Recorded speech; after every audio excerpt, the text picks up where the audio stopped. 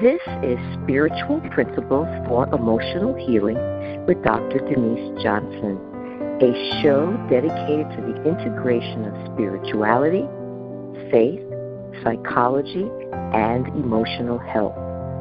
I believe where your spirit leads, your emotions, power, and destiny will follow.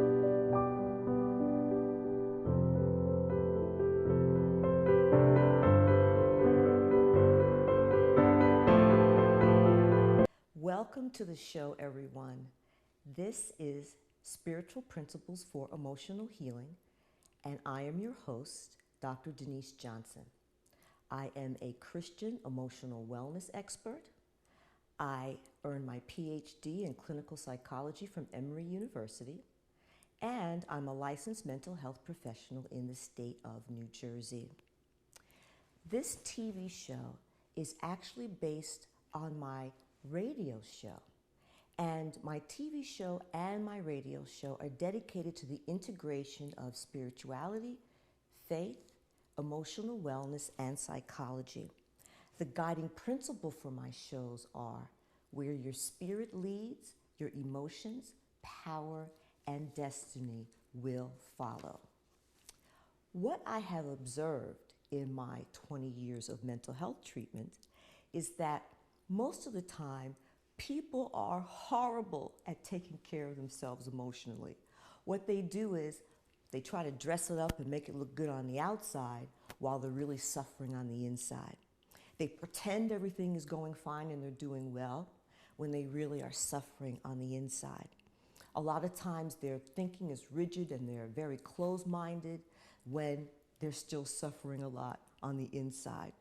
They refuse to take a look at themselves or to evaluate and examine themselves, which causes them to continue to suffer on the inside.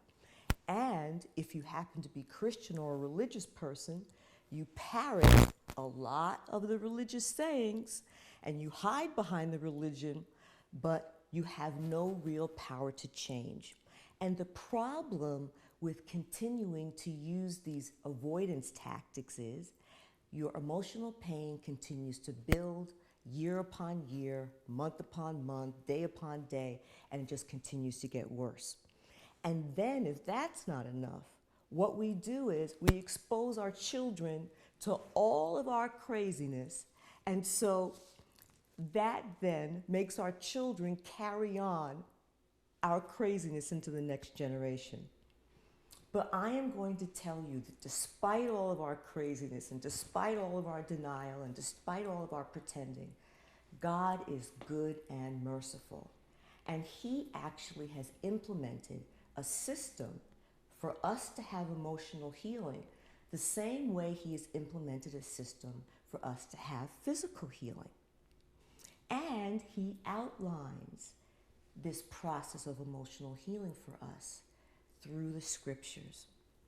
Now, I can hear people saying, okay, she's a mental health professional. She probably thinks that everybody in the church should go to therapy. Well, I'm going to say that that's not true. Actually, the research shows that only about 15% of the population actually requires formal mental health treatment. So then, what's the other 85% supposed to do in terms of their emotional health? And I am going to say to you, that is where my series of shows comes in.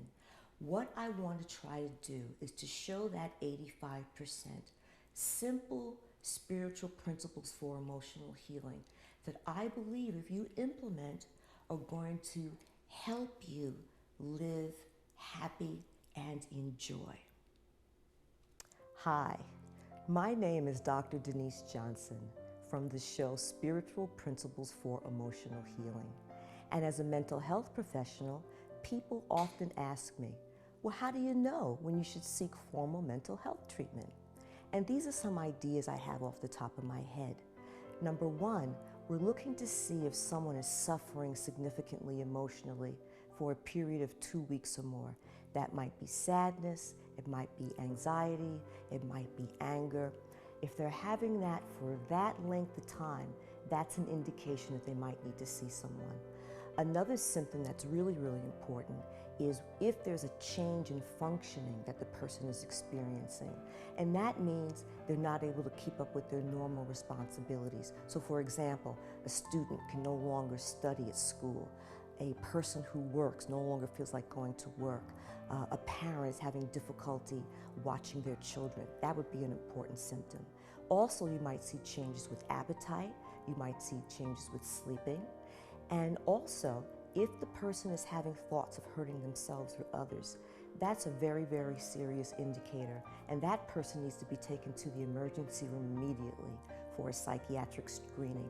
The only other thought that I have is that you really should have a very good medical evaluation first, because sometimes medical illnesses or hormone imbalances or things of that nature have the ability to mimic or copy mental health symptoms. And you really want to make sure that it's a real mental health problem and not a physical problem before you take someone for help.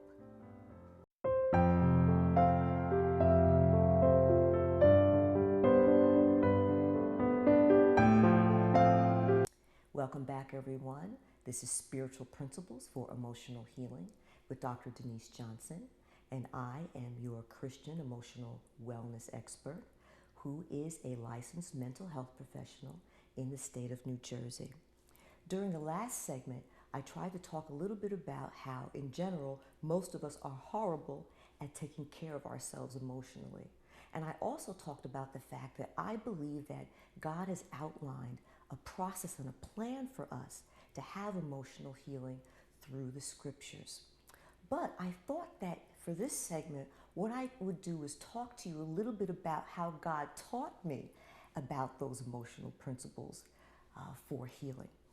And because I'm a mental health professional, most of the time people think that what I'm going to do is give you an intellectual discussion on how we can integrate mental health principles with Christians or with other individuals. But I am going to say to you that that's not what I'm going to do, because that is not the way God gave it to me. God ministered the spiritual principles for emotional healing to me during a period of time when I myself was going through emotional pain and distress. And you know, I actually am glad when I look back on it that He gave it to me that way. Because if He had given me the principles through formal psychology, I never would have known really whether the healing was from psychology or was it from Him. But because He gave me the principles outside of psychology, I know that I know that I know that I know that the healing is from Him, and that in all things He has the preeminence. So, I am going to start by telling you that my crises were the thing that initiated and started the healing process for me. So I wanted to review with you what my crises were. Well, the first crisis I had was, who is my God? A friend of mine told me one day that he thought that psychology was my God, because on a day-to-day basis, I spent more time studying psychology, talking about psychology, reading about psychology, thinking about psychology than I did about God. And that threw me into a crisis, because as a Christian, we're supposed to have God be first. And so it was very painful for me, because for a while I thought maybe I would have to lay my psychology aside in order to prove to myself that God was the most important. But be that as it may. So that was crisis number one. Crisis number two was, you know, when you go to church, you expect that everything is going to be all right. But I am going to tell you that the church that I went to did not believe in psychology. And from week to week, they told me that psychology was sinful, and basically told me that I was going to hell because I was studying psychology. So here I am. I didn't know who my God was. And then to top it off, I didn't get any help in church. I thought that I was going to hell because of the study that I was doing. And then the third thing is, okay, I went to my profession and I said, well, surely they can give me some help. But I didn't find any help there either, because spirituality is a part of me. And in the study of psychology at the time, spirituality was not an intimate part of what they did. As a matter of fact, they taught us that if you talked about spirituality and if you believed in God and if you brought that up with your clients, you bordered on being unethical. So I felt like my hands were tied and I was bound. So I had no freedom in church. Then I had no freedom in my profession. I didn't know who my God was. And if that's not enough, I said, well, surely I'll be able to find some solace in my practice because I just want to help people. Well, I tried on my own to integrate spirituality into what I was doing with the clients. And what I did is that I bought a book that listed different scriptures for different mental health issues. So for depression, they gave me 10 scriptures. For anxiety, they gave me another 10 scriptures. And I tried to use the scriptures when the person would come in and talk about being depressed or anxious. But what I found is that the reading of the scriptures was dead. I didn't get anything out of it. The client didn't get anything out of it. So then I was really confused. I didn't know what I was going to do. So that was my next crisis. Then, if that's not enough, I began to inherit the medical illnesses that my family had. So my body began to be sick and ill, and I was struggling with a lot of illnesses and in and out of the doctor's office and in and out of the emergency room. And then the next crisis that I had is that the relationships of my life, it's not that they were bad, but you know, when you're going through crises, I have found that even though people mean well, they can't take you someplace that they have not been before. And a lot of times, they don't understand what you're going through. They say, well, what's the matter with you? You know, you got out of school, you're doing this, you haven't practiced, you ought to be happy. They didn't get me, they didn't understand me. So I felt that I had no support in that venue either. And then, my finances were a problem. So the bottom line is that everything that I thought was a prop for me, everything that I looked to for help, I found no help. And that was the point where God began to minister to me the Bible principles for emotional healing through my accidental entry into a prayer support group. Hi, my name is Dr. Denise Johnson from the show Spiritual Principles for Emotional Healing. And as a mental health professional, people often ask me, well, how do you know when you should seek formal mental health treatment? And these are some ideas I have off the top of my head. Number one, we're looking to see if someone is suffering significantly emotionally for a period of 2 weeks or more. That might be sadness, it might be anxiety, it might be anger. If they're having that for that length of time, that's an indication that they might need to see someone. Another symptom that's really, really important is if there's a change in functioning that the person is experiencing.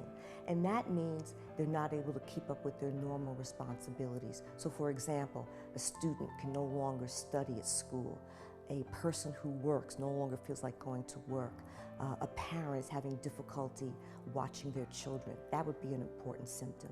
Also, you might see changes with appetite. You might see changes with sleeping.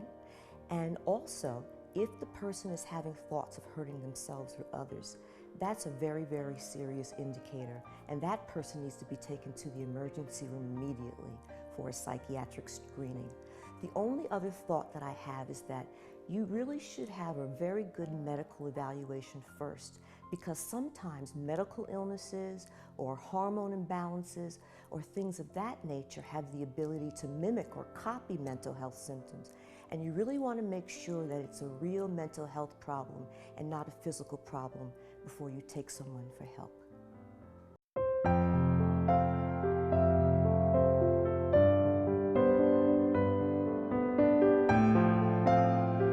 Welcome back, everyone. You are watching Spiritual Principles for Emotional Healing with Dr. Denise, and I am your Christian emotional wellness expert who has been a mental health professional for over 20 years. During last segment, I was explaining to you how God taught me the Bible principles or spiritual principles for emotional healing. And what I was saying is that He taught me those principles through my own crises that I had in my own life. And at the point that I left off, I was beginning to tell you how I had to turn around.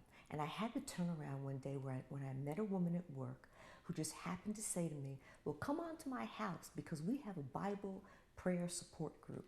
And I agreed to go, but at the time I was very upset with God. I said to God, I need some real help here. I have crises on every turn. Why are you sending me to the little old church ladies for help? But you know, I was pleasantly surprised because when I went to the prayer group, it wasn't the way prayer groups usually are. We didn't have a lesson plan. We didn't study the Bible in any sort of format. What we did is that week after week and week after week, we, the ladies, came in and we talked about the issues that were going on in our lives. And it was through them talking with me and them understanding me and me sharing with them and them sharing with me that God eventually began to do the healing in me. And it is through that he actually gave me the principles that I want to share with you now. The first Bible principle for emotional healing is healing through love. It was the women's love for me that allowed me to feel comfortable. The second principle is emotional healing through the power of intimacy. After I felt love, that gave me the entree to be able to be open and honest with the women about what was going on with me. And the more open and honest I was, the more healing that I saw God do in my life. The third principle is there is empowerment and healing through suffering. You know, as a Christian, we don't suffer in vain. Everything that happens to us, God uses in His economy to propel us into our destiny. But I didn't know that before I shared that with the ladies. The next principle has to do with the fact that there is healing in forgiveness. And when you learn to not only forgive others, but forgive yourself, there is a release that you feel that helps your emotional process move along. And then the last one is emotional healing through the integration of Bible principles into your daily life. You know, we're not meant to just go to church on Sunday. Every day, we're supposed to try to commune with God and work on our emotional healing. And when you do it every day like that, that actually speeds up the emotional healing. So the conclusion that I made from going to the prayer group is this. I think that a lot of people think that psychology is at odds with spiritual principles, but I didn't find that to be so. I found that psychology works by the same Bible principles that I explained to you. When you go to the doctor's office, the doctor tries to show you love and encouragement. The doctor tries to get you to be open enough to be able to share with him or her what's going on with you. Through your doing that, you see that your suffering leads to your empowerment. Through that process, the doctor also talks to you about not only forgiving others, but learning how to forgive yourself. And then the doctor also wants to try to get you to integrate what he's teaching you into your daily life. And so the conclusion that I have is that psychology is not at odds with spiritual principles. I actually believe that it is an outgrowth of spiritual principles. And those principles will work whether they are used in a secular setting, like the traditional psychotherapy office, or whether you do it in a prayer group the way I did, or whether you find friends and family or church people that you can do that with. But wherever you can find a venue where you can be loved and you can share, that process will be propelled forward for you in terms of your emotional healing. And then I always like to end my show with a prayer meditation. You know, I think that people are accustomed to having people talk to them about God, but I think that the real healing comes from having you begin your own meditative practice with Him. So what I'm going to do is invite you to follow after me. And I'm going to have you breathe deeply and breathe in and breathe out and breathe in and breathe out. And I'm going to have you start with an affirmation. I'm going to have you say, even though I'm not perfect, God loves me and I completely love and accept myself. While you breathe in and breathe out and breathe in and breathe out. And then what I want you to do is I want you to imagine yourself in a venue where you can feel loved and comfortable and supported enough to be able to share with others the emotional pain and the troubles that you're having in your own life. While you breathe in and breathe out, and breathe in and breathe out. And imagine actually bringing your pains and your troubles and your worries to God. And in that space, when you bring them to God, there is nothing but love and acceptance as you breathe in and breathe out. And I want you to notice the sense of lightness and the sense of freedom you feel once you have laid your problems at His feet. As you breathe in and breathe out. And then the last thing that I want you to do is I want you to take this newfound freedom that you have, this newfound sense of joy, and I want you to imagine yourself back in your daily life. But this time when you're back in your new life, you're going to be able to execute new revelations and new insights and new things because of the fact that you are no longer the same. You are different and you are changed because you gave your problems in your life to Him. And so I want to thank you for joining me today and being in my audience. It truly has been a joy and a privilege. And I want you to remember that where your spirit leads, your emotions and power and destiny will follow.